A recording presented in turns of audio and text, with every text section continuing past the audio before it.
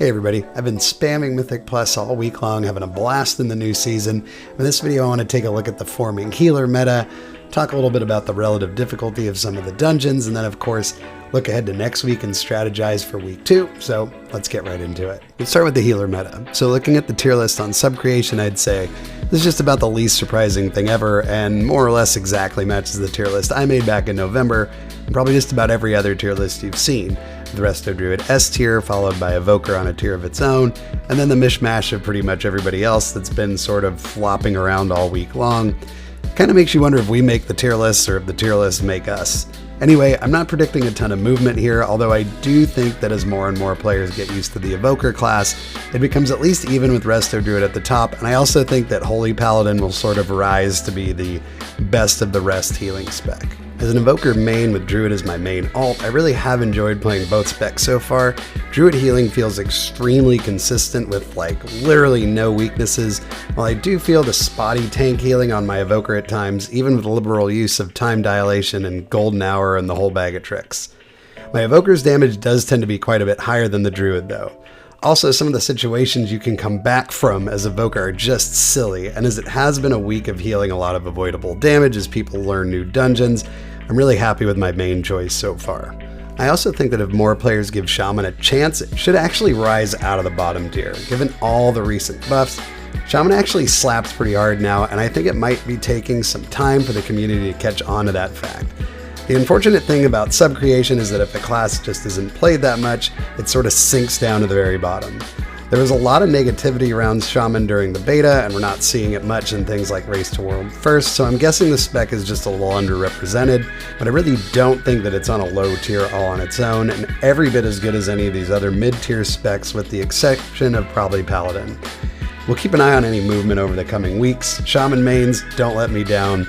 Elephants guide you. Let's also just quickly touch upon the other roles. A quick peek at this tank tier list is a little bit surprising. I'm not a tank expert, and I know Prot Warrior was in a really good spot, but I'm surprised to see it 2 tiers above everyone else. From my understanding, the tank balance was pretty good. From a healer perspective, Warriors are pretty easy to keep up, but the tanks I've had the hardest time keeping up probably being Paladin and Monk. I also sort of expected Guardian Druid to maybe be a bit higher, as they seem to be quite sturdy from my experiences as well. Take this all with a grain of salt though, I haven't tanked at all this expansion and have not had equal time played with all these different tanks. No real big surprises in the melee DPS list, as I've seen a boatload of rogues and demon hunters out there, and I feel like most of these C and below specs just aren't getting played much. I'm a bit surprised to see Feral Druid down here though, as in the beta it was really strong, plus Raging Week is extra incentive to bring one, as well as the 3% burst they give if you aren't running another Druid. Range is looking a bit more balanced, with mainly the unwanted cousins of good specs occupying the bottom of the list and Demonology rocking at the top.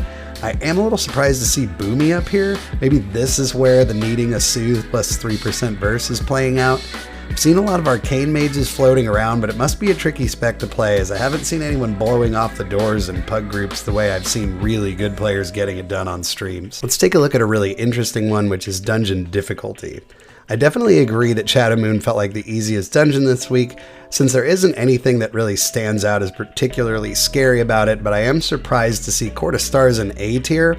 My Pug Court of Stars runs have been pretty bad overall, and I think a big result of that is tanks not really knowing how to pull the dungeon yet. When I have run with tanks that know what they're doing though, I guess it is pretty easy and has some pretty handy cheeses with professions. I've always thought of Algathar as a pretty easy key too, with the only bottleneck really being the tree boss for most pugs. I feel like the thing about all 4 of these last dungeons is that they require the most specific kicks and stops compared to those first 3.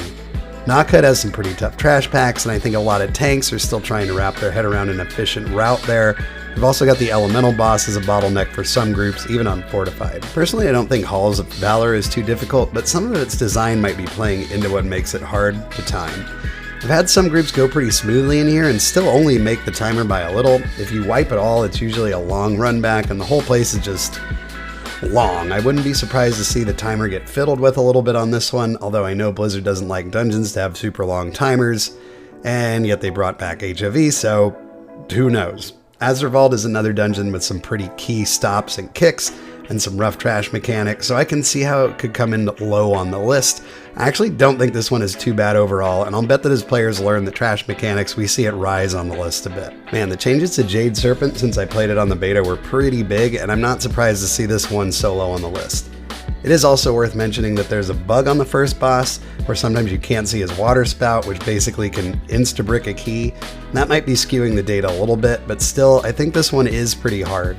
There's some extremely unforgiving trash mobs both at the very beginning and end of the dungeon, and most pug groups have not learned to line of sight the water elementals at the start of the dungeon, forcing you to brute force heal through it. You got some really important stops needed at the end of the dungeon on casts that can basically 100 to 0 you in a second or two. When the stops go out, the one thing, it's not too bad, but of course, as a community, people are still learning what casts to look for. You've also got a bit of a doozy of a last boss, at least from a healer perspective, which makes me miss Mass Dispel on my main quite a bit. And unsurprisingly, we have Ruby Life Pools at the bottom of the list. At least from a healer's point of view, I couldn't agree more. So much damage going around in this place. Almost all the trash is just brutal. Even on Fortified, the first and especially last bosses are still capable of wiping you. I've always expected some nerfs to come to the last boss here since beta, as it just feels overtuned compared to just about any other encounter.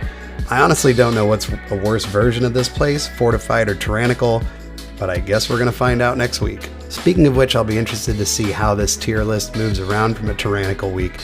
My initial thoughts are that Halls and Algathar probably become harder, Jade Serpent possibly becomes easier. I don't know, that last boss is still going to be tough. Our affixes for next week are Tyrannical, Bursting, Grievous, Thundering. I know I've got a mostly healer audience, so buckle up for Bursting Grievous, guys. These are two affixes we don't typically see together, and while neither is all that bad on its own, I worry about the combo together. It's going to become incredibly important that you just keep your group's HP topped off as much as possible.